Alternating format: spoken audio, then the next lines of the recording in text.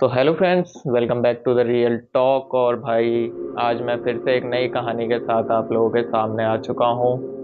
और आज की जो ये कहानी होने वाली है भाई, जोधपुर की ये कहानी है। और रात को जो लोग यार सफ़र करते हैं उन लोगों के लिए स्पेशल है ये कहानी।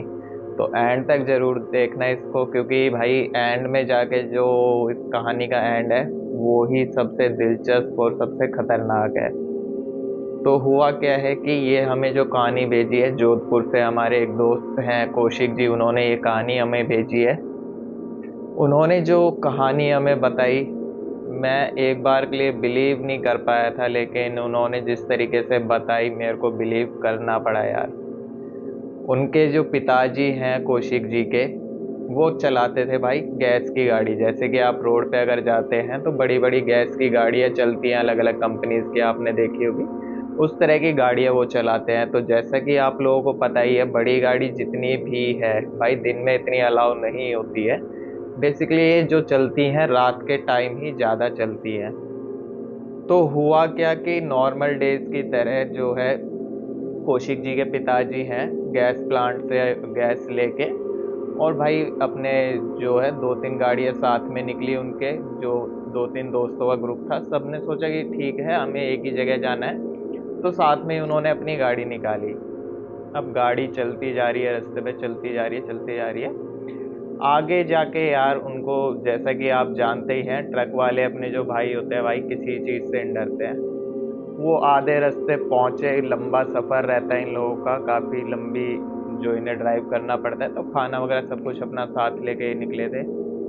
रास्ते में जाते जाते इन्होंने रास्ते में गाड़ी रोकी एक जगह, रात के तकरीबन जो उन्होंने बताया कौशिक जी ने 1:30 से 2 बजे थे। तो रास्ते में इन्होंने अपनी गाड़ी रोकी, इनके पिताजी ने, और बोले कि यार चलो यहीं पे बैठ के थोड़ा बहुत कुछ खा लेते हैं, उसके बाद आगे का सफ़र तय करेंगे, तब देखेंगे आगे। अब हुआ क्या कि ये लोग आराम से अपनी गाड़ी साइड में लगाई, रोड के, जंगल टाइप का एरिया था वो। रोड के साइड में गाड़ी लगाई उन्होंने, अपनी गाड़ी से चटाई वगैरह निकाली और वहीं पे रोड के किनारे अपने बैठ गए कि चलो यहीं पे बैठ के हम खाना वगैरह खाएंगे। आराम से बात वगैरह चल रही थी, खाना वगैरह खा रहे थे। तभी उन्हें अचानक से आवाज़ आती है ढोल नगाड़े बजने की। जिस तरह से आप शादियों में ढोल नगाड़े बजते हुए आपने देखे होंगे, सेम उसी तरीके की उन्हें आवाज़ आती है। तो एक बार तो उनका दिमाग हिलता है कि यार इतने सुनसान रास्ते पे और मतलब ढोल नगाड़ों की आवाज़ आ रही है एकदम से, क्या सीन है ये। तो सोचते भाई कोई बारात वगैरह निकल रही होगी। तो इतने में उनका एक दोस्त था, वो बोलता है यार एक काम करते हैं, ये खाना तो डेली खाते हैं, आज चल भाई किसी बारात में घुस के वहाँ पे खाना खाएंगे। तो मना करते हैं एक बार तो कि नहीं यार, पकड़े गए तो फालतू में दिक्कत होगी ये वो। लेकिन वो बोलते हैं अरे नहीं कुछ नहीं होगा, चल। अब भाई ये लोग जाते हैं आवाज़ सुनते सुनते, और थोड़ा सा ही आगे जाते हैं और देखते हैं भाई वहाँ पे बहुत ही तगड़ा जो है एक टेंट लगा हुआ है, जैसे शादी वगैरह का टेंट लगता है, सेम उसी तरीके से पूरा टेंट वगैरह वहाँ पे लगा हुआ था। तो इन्होंने प्लान किया कि टेंट के पीछे से घुसेंगे आराम से और खाना वगैरह खाएंगे, किसी से ज़्यादा बातचीत वगैरह करनी नहीं है ताकि फंसे ना। अब ये लोग वहाँ पे गए शादी में, टेंट में अच्छे से खाना वगैरह खा ही रहे थे। तभी इतनी देर में कौशिक के जो पिताजी का दोस्त है वो एकदम से बोलता है यार यहाँ पे सब कुछ ठीक है, इतने लोग हैं, सब कुछ है, बढ़िया से बढ़िया खाना है, लेकिन एक चीज़ दिमाग में खटक रही है कि इतने बंदे होने के बाद भी कोई किसी से बात नहीं कर रहा। मतलब ऐसा कैसे पॉसिबल हो सकता है कि भाई इतने लोग हैं और कोई भी किसी से बात नहीं कर रहा, बस अपने खाना खा रहे हैं और इधर उधर घूम रहे हैं। तो भाई थे ये तीन चार दोस्त थे, बोले यार छोड़ ना, तेरे को उससे क्या लेना देना, तेरे को कौन सा अपना रिश्ता बनाना है यहाँ पे। हम जिस इरादे से आए हैं अपने खाना वाना खाते हैं आराम से, और जितना जल्दी हो सके भाई यहाँ से निकलते हैं, वरना अगर किसी ने पकड़ लिया ना कि इस तरीके से घुसे हुए हैं तो मार बहुत पड़ेगी भाई। तो वो बोलते हैं हाँ चल सही बात है। अपना भाई आराम से खाना वगैरह खा रहे हैं, वो खाना खाते खाते एकदम से दोस्त बोलता है यार कसम से इतना लाजवाब खाना मैंने आज तक नहीं खाया, और मैं तो भाई थोड़ा सा खाना अपना पैक करके ले जाऊंगा बच्चों के लिए भी, और सुबह जाके उन्हें खिलाऊंगा भाई, बहुत बढ़िया खाना है कसम से, ऐसा खाना कभी खाया नहीं है ज़िंदगी में। तो बोलते हैं हाँ यहाँ पे अपना तो खा ही ले, एक काम कर पूरे परिवार का भी पैक कर ले, तू ऐसे ही हंसी मजाक दोनों में। जो तीनों चारों चल रही थी उनकी। तो बोलते हैं जो भी करना है भाई तू जल्दी से कर और निपटा के यहाँ से निकल, अगर पकड़े गए कसम से बहुत पिटने वाले आज। तो बोलते हैं ठीक है चलो कोई बात नहीं। वो चुपचाप से अपना खाना वाना खा के, और उनकी टिफिन वगैरह था साथ में, उसमें उन्होंने खाना डाला और भाई धीरे से करके टेंट के पीछे से निकल गए वो लोग। अब गाड़ी जो है अपने जगह पे पहुंची, वहाँ पे वो अपनी ड्यूटी ऑफ करी उन्होंने, और भाई वो निकल गए अपने घर के लिए। अब अपने अपने घर पहुंचे। उसके बाद जो हुआ भाई, दोस्त जो उनका था जो खाना पैक करके लाया था, उसने खाना रखा अपना, और सुबह सुबह के तकरीबन जो उन्होंने टाइम बताया 4-5 बजे वो अपने घर पहुंचे थे। उस टाइम सब सो रहे होते थे। चाबी वो हमेशा अपने साथ रखते थे कि जब मैं ड्यूटी से आऊँगा अपने ताला खोल के आके सो जाऊँगा, ताकि किसी को डिस्टरबेंस ना हो। वो अपने ताला वगैरह खोला, अपना जो खाना लेके आए थे उसे रखा फ्रिज में, और अपने जाके फ्रेश वगैरह होके सो गए। और ये जो दोस्त है, ये था कौशिक जी के जो पिताजी हैं उनका दोस्त। अब भाई आराम से सो हो गए। जब दोपहर में उठे तो उन्होंने बोला अपने वाइफ से कि एक काम कर, वहाँ पे टिफ़िन रख रखा है मैंने, क्या बोलते फ्रिज में, तो वहाँ से तू भाई अपना वो खाना निकाल के और गरम कर ले। हम रात को शादी में गए थे, वहाँ पे बहुत ही लाजवाब खाना बना हुआ था, तो मैं बच्चों के लिए भी लाया हूँ, तुम लोग भी खाओ, और मैं अच्छे से भर के लाया हूँ पूरा। तो वो उनके घर वाले बोलते हैं ठीक है, अच्छी बात है। अब उनकी वाइफ भाई फ्रिज में से उस टिफ़िन को निकालती है अपने रसोई में जाके, और रख के रसोई में, और वहाँ से थोड़ा अपना काम वगैरह करने के बाद किचन में जाती हैं, और किचन में जाके टिफ़िन निकाल के और भाई जैसे ही खोलती हैं एकदम से चिल्लाती हैं वो बुरी तरह से। अब जो ये दोस्त था ये भागता हुआ जाता है एकदम से कि भाई ऐसा क्या हो गया, एकदम से चिल्ला रही है, कोई आग वगैरह लग गई, करंट वगैरह लग गया, क्या हो गया इतना बुरी तरह चिल्लाई है। वो जाग के देखता है वहाँ पे कि भाई उनकी जो वाइफ थी वो बेहोश है। अब वो देखता है रसोई में चारों तरफ राख फैली हुई है, हड्डियाँ फैली हुई है, मांस के टुकड़े फैले हुए हैं। वो एकदम से थोड़ा घबरा जाता है कि भाई ये क्या है ये सब, और मतलब मैं खाना लेके आया था, इस खाने के टिफिन में भी ऐसी अजीब सी बदबू आ रही है, और ऐसे मांस वगैरह पड़ा हुआ है। तो भाई वो वहाँ से निकलता है, अपनी वाइफ को उठा के लाते हैं और बेड पे लिटा के उनके मुंह पे पानी वगैरह मारते हैं, उनको थोड़ा होश वगैरह दिलाते हैं, और पूछते हैं क्या हुआ। तो बोलते हैं तुम तो बोल रहे थे खाना लेके आए हो, देख रहे हो इसमें क्या कुछ है, ये वो, मतलब बहुत उल्टा सीधा उन्हें सुनाने लगती है कि ऐसा मजाक आगे से मत करना। तो वो भी थोड़ा बोलते हैं मैंने कोई मजाक नहीं करा, मैं तो सच में खाना लेके आया था। लेकिन उनकी वाइफ जो है भाई मानने को तैयार नहीं थी।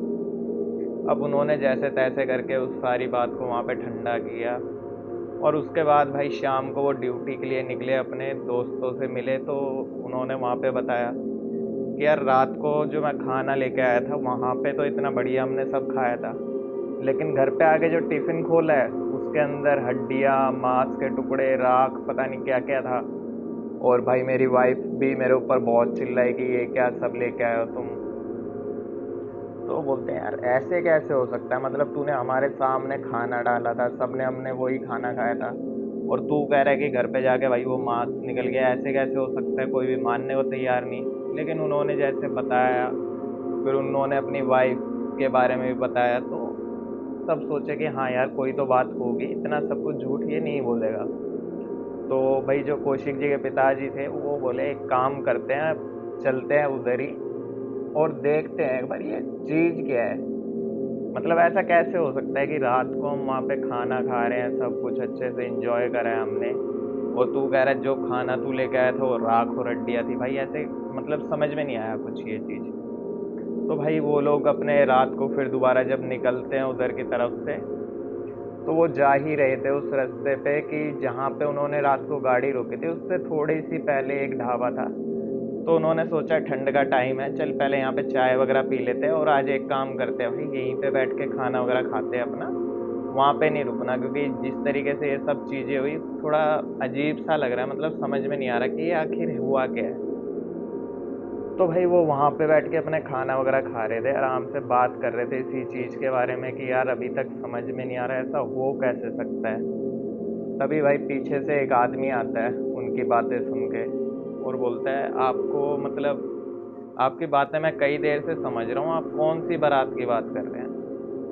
तो बोलता है यार पता नहीं, यहाँ से थोड़ा सा आगे जाते हैं 4 से 5 किलोमीटर, तो वहाँ पे जंगल वाला जो रास्ता पड़ता है, हम रात को वहीं पे अपनी गाड़ी रोक के खाना वगैरह खा रहे थे भाई।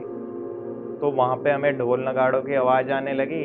तो सामने थोड़ा सा जंगल में आगे गए तो जो ब्रिज है उसके वहाँ पे बढ़िया शानदार अपने टेंट वगैरह लगा हुआ था, काफ़ी ऐसे लग रहा था कि भाई किसी रईस परिवार की शादी वगैरह है। तो हमने सोचा वहाँ पे कुछ खा लेते हैं। वहाँ पे हमने खाया वगैरह अच्छे से सब कुछ, और सब कुछ शानदार था, खाना भी एक नंबर का था कि लाइफ में कभी ऐसा खाना खाया नहीं। लेकिन जो हमारा ये दोस्त है ये खाना पैक करके ले गया था अपने घर पे, और घर पे जाके भाई जो उसमें निकला है टिफिन में, हड्डियाँ और राख और मांस का सड़ा हुआ टुकड़े निकले उसमें। तो वो एकदम से स्माइल करने लगा।